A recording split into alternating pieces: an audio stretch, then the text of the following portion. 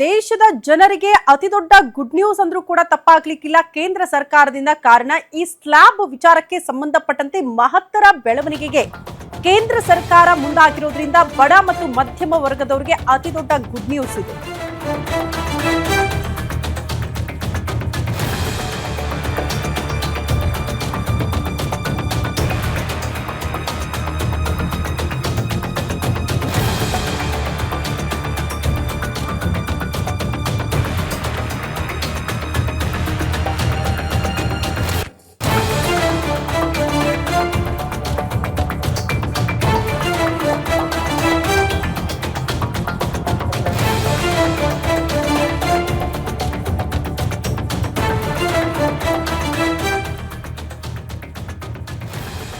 ದೀಪಾವಳಿಗೆ ಕೇಂದ್ರ ಸರ್ಕಾರದಿಂದ ಬಂಪರ್ ಆಫರ್. ಕೇಂದ್ರ ಸರ್ಕಾರದಿಂದ ಜಿಎಸ್ಟಿ ಸ್ಲ್ಯಾಬ್ನಲ್ಲಿ ಮಹತ್ತರ ಬದಲಾವಣೆ ಆಗಿದೆ. 12 ಮತ್ತು 28ನೇ ಸ್ಲ್ಯಾಬ್ ರದ್ದು ಮಾಡಿದೆಯಂತೆ ಕೇಂದ್ರ ಸರ್ಕಾರ. ಕೇಂದ್ರ ವಿತ್ತ ಸಚಿವೆ ನಿರ್ಮಲಾ ಸೀತಾರಾಮನ್ ಘೋಷಣೆ ಮಾಡಿದ್ದಾರೆ. ಹಾಗಾಗಿ ಸೆಪ್ಟೆಂಬರ್ 22ರಿಂದಲೇ ಪರಿಷ್ಕೃತ ಜಿಎಸ್ಟಿ ಸ್ಲ್ಯಾಬ್ಗಳು ಜಾರಿಯಾಗುತ್ತೆ ಅಂತ ದೆಹಲಿಯಲ್ಲಿ ವಿತ್ತ ಸಚಿವೆ ನಿರ್ಮಲಾ ಸೀತಾರಾಮನ್ ಘೋಷಣೆ ಮಾಡಿದ್ದು, ಸೆಪ್ಟೆಂಬರ್ 22ರಿಂದ ಹೊಸ ಜಿಎಸ್ಟಿ ಬದಲಾವಣೆ ಆಗುತ್ತೆ. ದೀಪಾವಳಿಗೂ ಮುಂಚೆಯೇ ಕೇಂದ್ರ ಸರ್ಕಾರದಿಂದ ಬಂಪರ್ ಗಿಫ್ಟ್ ಅನ್ನ ದೇಶದ ಜನರಿಗೆ ನೀಡಿದೆ. ಸರಕು ಸೇವಾ ತೆರಿಗೆಯಲ್ಲಿ ಕೇವಲ ಇನ್ನು ಮುಂದೆ 2 ಸ್ಲ್ಯಾಬ್ಗಳು ಮಾತ್ರ ಇರುತ್ತೆ ಅಂತ. ಅಲ್ಲಿಗೆ ತೆರಿಗೆ ಸ್ವಲ್ಪ ಕಡಿಮೆ ಆಗಿರೋದ್ರಿಂದ ಸಹಜವಾಗಿ ದಿನನಿತ್ಯ ಬಳಕೆ ವಸ್ತುಗಳ ಮೇಲೂ ಕೂಡ ಅದರ ರೇಟ್ಗಳು ಕೂಡ ಸ್ವಲ್ಪ ಮಟ್ಟಿಗೆ ಕಡಿಮೆ ಆಗುತ್ತೆ ಅಂತ.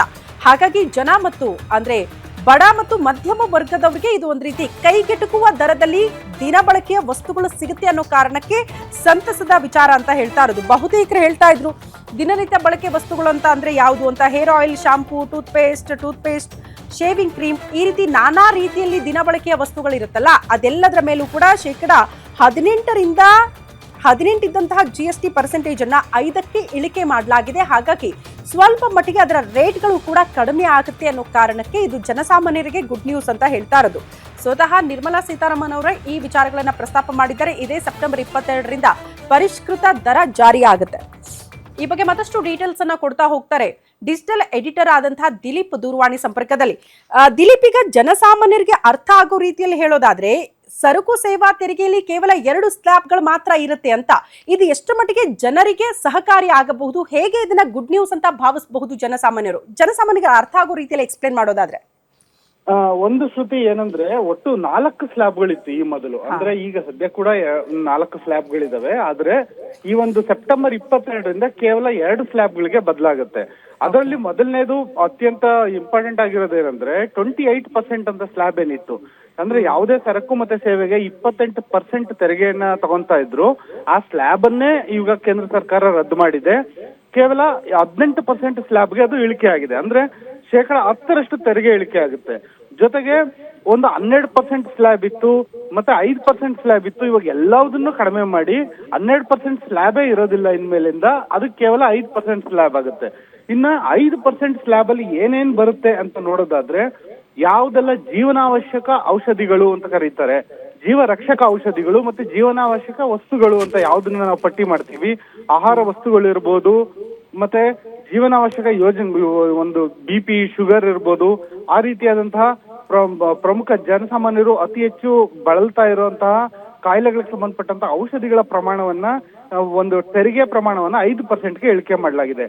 ಮತ್ತೆ ಕೆಲವು ಬೇಸಿಕ್ ವಸ್ತುಗಳು ಅಂತ ಏನ್ ಕರಿತೀವಿ, ಅಕ್ಕಿ, ಗೋಧಿ, ರಾಗಿ, ಮತ್ತೆ ಈ ತರಕಾರಿಗಳಿರ್ಬೋದು, ಹಾಲು, ಹಣ್ಣು ಹಂಪಲು, ಅವೆಲ್ಲದೂ GSTನ 0 ಮಾಡಲಾಗಿದೆ.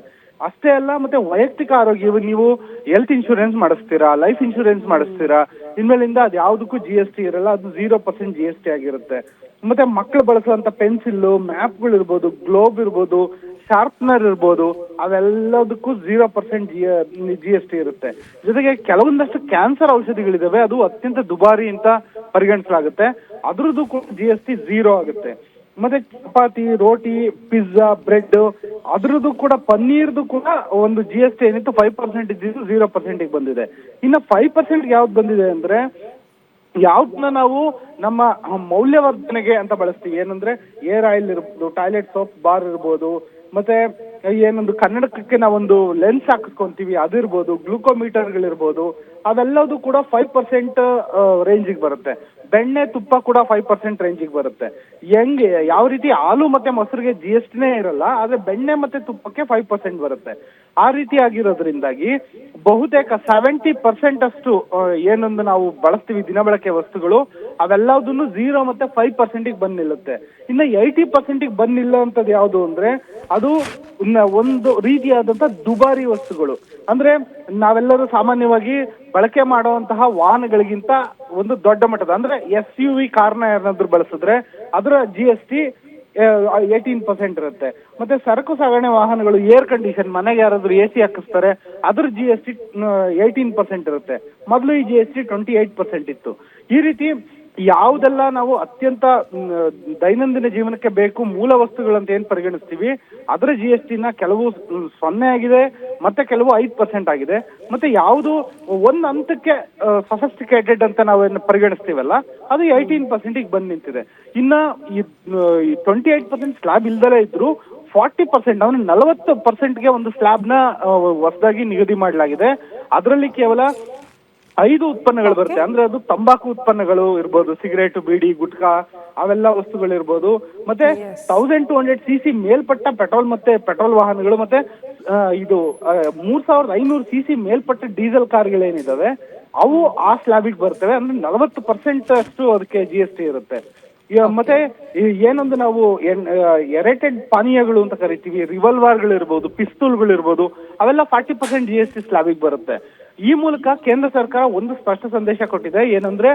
ಏನೊಂದು ನಾವು ಪಾಪಕೃತ್ಯ ಅಂತ ಕರಿತೀವಿ, ಸಿಗರೇಟ್, ಬೀಡಿ, ಗುಟ್ಕಾ ಅದಕ್ಕೆಲ್ಲದಕ್ಕೂ ನಾವು ತೆರಿಗೆ ವಿಧಿಸ್ತೀವಿ.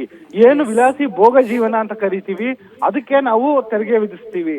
ಆದ್ರೆ ಯಾವ್ದು ಜೀವನಾವಶ್ಯಕ ವಸ್ತುಗಳಿದಾವೆ ಅದಕ್ಕೆ ನಾವು ತೆರಿಗೆ ಕಡಿಮೆ ಮಾಡಿದೀವಿ ಅಂತ ಈ ಹಿಂದೆ ಕೂಡ ಪ್ರಧಾನಿ ಮೋದಿ ಅವರು ಇದೇ ಮಾತನ್ನ ಹೇಳಿದ್ರು. ಸ್ವಾತಂತ್ರ್ಯೋತ್ಸವ ಭಾಷಣ ಸಂದರ್ಭದಲ್ಲೂ ಹೇಳಿದ್ರು GST ಸರಳೀಕರಣ ಆಗುತ್ತೆ ಅಂತ. ಅದು ಇವಾಗ ಜಾರಿಗೆ ಬಂದಿದೆ. ಶ್ರುತಿ. ಓಕೆ ದಿಲೀಪ್, ಧನ್ಯವಾದಗಳು ತಮ್ಮೆಲ್ಲ ಮಾಹಿತಿಗೆ.